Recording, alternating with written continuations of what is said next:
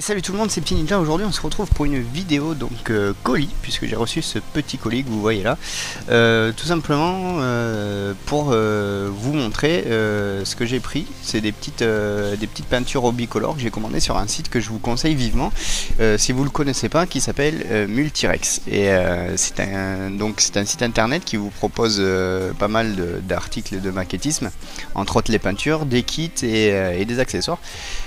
Pourquoi je vous fais cette vidéo? Tout simplement pour vous dire que ça a été très rapide, puisque j'ai passé ma commande le 19 au soir, donc elle a été validée que le lendemain, puisque les livraisons partent à partir de midi, enfin les préparations sont faites avant midi pour qu'elles puissent partir dans l'après-midi.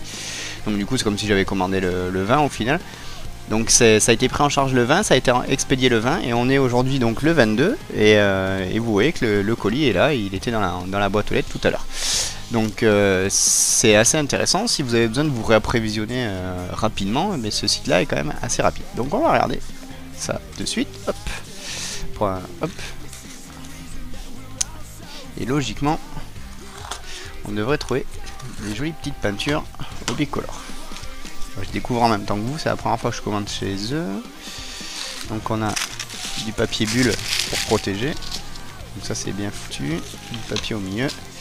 Et donc les fameuses peintures de au bicolore. Voilà. Tac. Hop. Tac. Tac.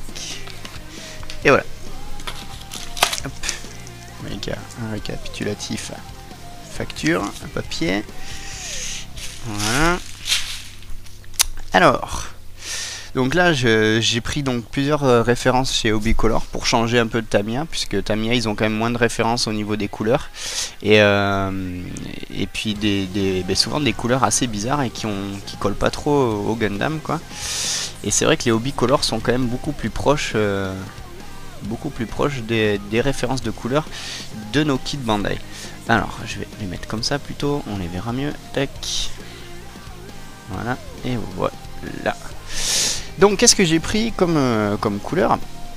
Donc la première qui est pour moi la plus importante, parce que je me suis renseigné quand même sur Google pour les couleurs, non il veut pas se... comme d'hab. Voilà. C'est la H35 donc de Obicolor, c'est le Cobalt Blue. Et donc c'est la fameuse couleur qui va être légèrement violette, le bleu légèrement violet, qu'on retrouve sur la plupart des Gundam, sur le torse, tout ça. Donc là, voilà, on le voit bien, hein. Vous voyez que c'est quand même la couleur qu'il y a la plupart du temps sur les Gundam. Donc c'est vraiment cette couleur là qu'il me fallait impérativement pour finir le Strike Freedom, puisque moi le bleu que j'avais chez Tamiya c'était un bleu nuit ou royal, donc un bleu assez foncé. J'arrivais pas à obtenir cette teinte là, même en faisant des mélanges avec du blanc ou du gris, enfin les nuances, je n'arrivais pas à obtenir le Cobalt Blue. Donc le Cobalt Blue il est là, c'est la référence donc H35 chez Obicolor. Donc vous voyez c'est les Akeus Obicolor, hein. Donc attention parce qu'il y a aussi les Mister Obi ou tout court, ou les Mister Color, je sais plus, et qui ne sont pas à base d'eau et acrylique en fait, hein. Donc faites bien attention. Donc là c'est les Monsieur Obicolor Akeus. Donc la H35, la Cobalt Blue, c'est celle qui va vous permettre d'obtenir le bleu particulier des Gundam. Ensuite j'ai pris un autre bleu, le H5 cette fois. Donc c'est tout simplement le bleu. Vous voyez que c'est quand même un bleu qui est déjà un peu plus vif. Voilà. Donc je pense qu'avec celui-là aussi on peut obtenir certaines teintes bleues de certains Gundam, puisqu'il y a différentes teintes de bleu, et vous voyez que celle-là elle est pas mal. Donc le H5. Donc pour l'instant H5 et H35, je pense que c'est deux références qui sont assez proches des bleus des Gundam. J'ai pris du blanc, donc du H1 tout simplement. Après pour mon futur kit, ma future réalisation de le RX78 3.0, j'ai pris du H44 Flèche, donc chair, et H72 Dark Earth, donc pour terre foncée, qui vont venir me permettre de faire les mélanges adéquats pour obtenir les teintes particulières du RX78-2 au niveau de l'inner frame, hein. Voilà, donc hop, ça je le mets de côté. Ensuite j'ai pris du H49 violet. Donc vous voyez que c'est un violet qui est très clair, et en fait il est utilisé pour certaines pièces du torse du RX78 3.0. Puis bon, comme ça j'aurai du violet tout prêt. Après le violet vous pouvez le faire vous-même avec du bleu et du rouge, hein, c'est pas très compliqué. Moi je suis un feignant, j'aime bien avoir un truc tout prêt. Mais bon, c'est juste pour tester, hein. Je pense qu'après je le ferai moi-même. Et ensuite du H3, du rouge. Voilà, tout simplement parce que j'avais plus de rouge. Voilà, donc ça a été assez rapide.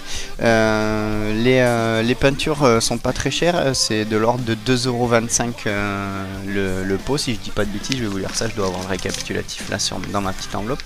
Il me semble que c'était 2,25 €. Voilà, c'est ça. Donc c'est 2,25 € le petit pot de peinture. Donc là, vous voyez, en tout, il y a 6, 8, 10, j'ai 10 pots en tout et j'en ai eu pour 30 €. Voilà. J'en ai eu pour 30 €, sachant qu'il y a le frais de port, et le frais de port il est de combien, de 7,49 €. Voilà. Il y a 7,50 € de frais de port, et puis voilà. Donc là, enfin, vous avez la garantie que ça arrive en 2 jours, hein, quand même. Donc c'est peut-être un peu élevé pour des frais de port, mais bon, c'est quand même bien emballé, et ça a mis ça a mis 2 jours pour venir, donc c'est quand même assez rapide. Et je vais donc pouvoir me remettre au travail. Donc je vous expliquerai un peu, enfin je vous décrirai plutôt un peu mon ressenti par rapport au bicolore, par rapport au Tamiya. Et puis voilà. Et bien écoutez, c'était tout pour aujourd'hui. Je voulais juste vous faire part de mon achat sur Multirex, que je vous conseille puisqu'ils sont sérieux et rapides. Et n'hésitez pas à aller faire un tour dessus, je vous mettrai le lien en description. A bientôt les amis, salut.